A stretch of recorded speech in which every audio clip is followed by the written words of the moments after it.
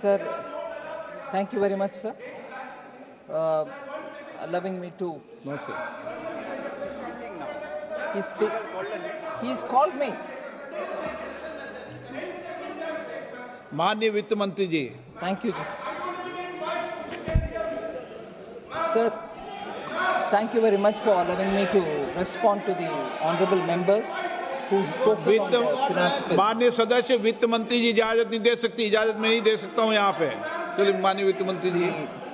He's allowed me. He's called me. Okay, sir. Thank you very much, Speaker sir, for allowing me to respond to the discussions which have taken place on the finance bill. This finance bill, sir, we have attempted to do several things which, as per the expectation and aspiration of the people of India, and also the goal that the Honourable Prime Minister has given us towards a Vikasit Bharat by 2047, which is hardly 22 years from now. So, we have done a lot of major steps through this finance bill. It's actually a bill which aims to provide tax certainty. It rationalizes a lot of provisions which are towards ease of doing business and also provides unprecedented tax relief in honor of the taxpayers of this country. So, I'll straight go to talking about the direct taxation, in which the income tax is something which I'll spend a minute on, and then talk about the other direct tax reforms that we've undertaken. We've recognized the strength, spirit, and the contribution of the Indian middle class, and as a result, this budget has, under the new tax regime, come with a proposal that there will be now zero income tax payable for income up to 12 lakh rupees. So, that is an average of 1 lakh rupee per month salary, which is going to be tax-free, completely tax-free. So, for the salaried taxpayers, this limit technically will be even higher. At 12.75 lakhs, which is inclusive of the 75,000 rupees standard deduction, and the marginal relief that is going to be applied for the taxpayers reduces the tax burden on the marginal rise in the income beyond the limit. So I will elaborate this point in response to some of the members who have asked specific question about what happens for those who are crossing 12 lakhs per annum income. I'm also glad to say that through this finance bill, we have brought in the new income tax bill, meaning I have not presented it as part of the finance bill. The introduction of the new finance bill during the budget session this time, which of course is rightly gone into a select committee's review, post which we will take it up in hopefully in the monsoon session, aims to. Yes, I thought I said that. I said it is not brought through the finance bill, it is a new income tax bill. Thank you. So, brought during this budget session, but hopefully we'll have it taken up for discussion in this House during the monsoon session. So, during this budget session, sir, not only the provisions and also certain reformatory steps taken during the through the finance bill, the rationalization of customs also is a major thing that I'll come to talk about in a minute.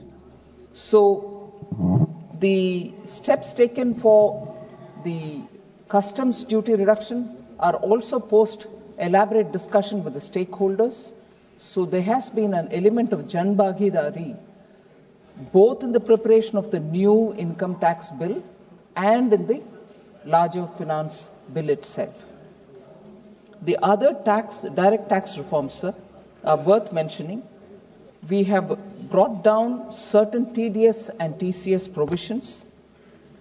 We've increased the thresholds so that the deduction of tax starts at a higher threshold rather than a lower.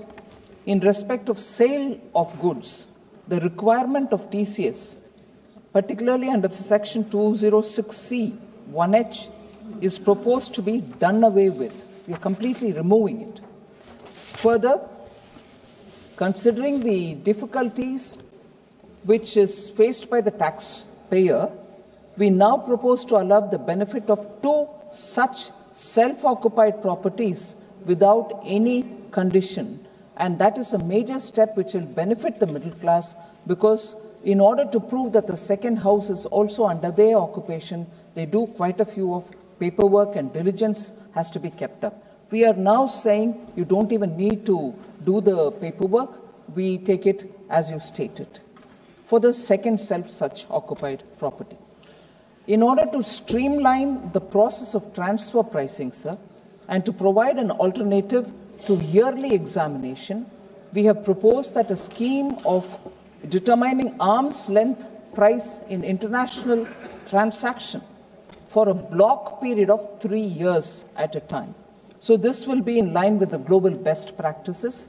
So annually, people do not have to rush to prove what the transfer pricing commitments will be. Further, we've also, with a view to reducing the litigation and provide certainty in international taxation, the scope of safe harbor rules have been expanded. Instead of having it narrow and expecting people to continuously come and prove that it is required for their business, we've widened it, and the safe harbor rules are therefore broader in favor of the assessee.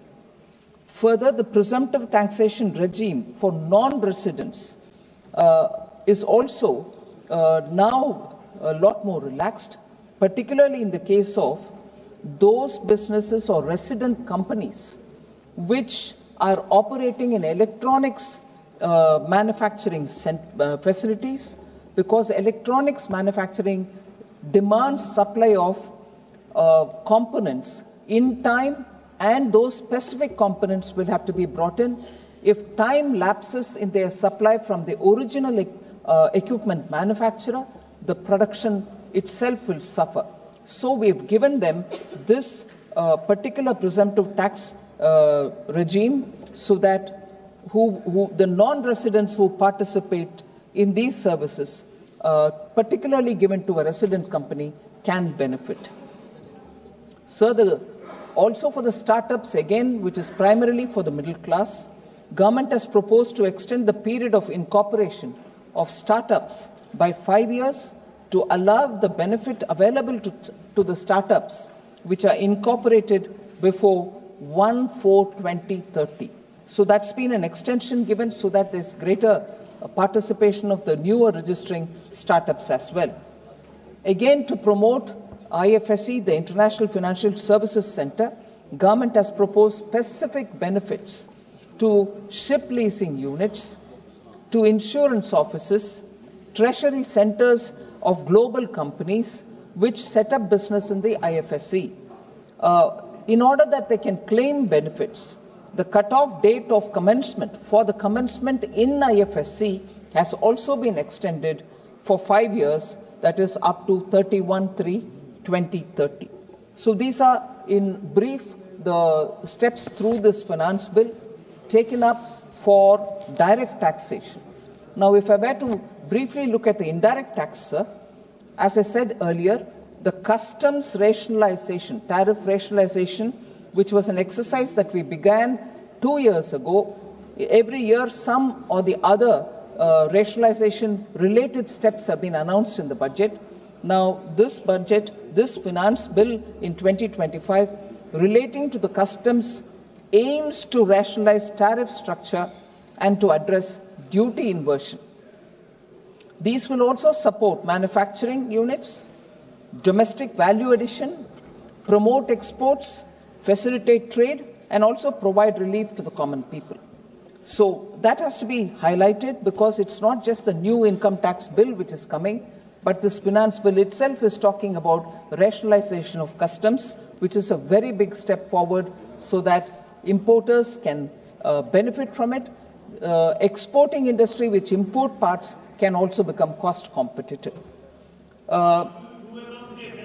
So Budget 2025, sir, we aim to boost domestic production and enhance export competitiveness by reducing duties on raw materials and inputs, making domestic products more cost effective, as I said a minute ago. So taking forward the comprehensive review of customs, about which I would like to elaborate, the rate structure announced in July 2024 budget, we are taking that forward. So as I said, the exercise began 2 years ago. We made a major announcement in July 2024 budget. We are taking it further in this budget also. So this finance bill actually proposes to remove 7 customs tariff rates for industrial goods. The 2 tranches of rationalization of customs tariff carried out so far have reduced the number of tariff rates from 21 to 8, including the zero-rated goods. Many Indian exporters have become cost competitive, and one matter which will interest honourable members is when you're looking at cess and surcharge, we made sure that on no one item on the customs duty where it is being imposed, both cess and surcharge would be imposed. We are looking at that, and therefore in this budget, in the finance bill, we have proposed that only one can be applied, and therefore only one cess or surcharge will be applied on any one item. So, for instance, social welfare surcharge will be now exempted from 82 tariff lines which are subject to a cess. So the double burden of both cess and surcharge on any particular item is being removed.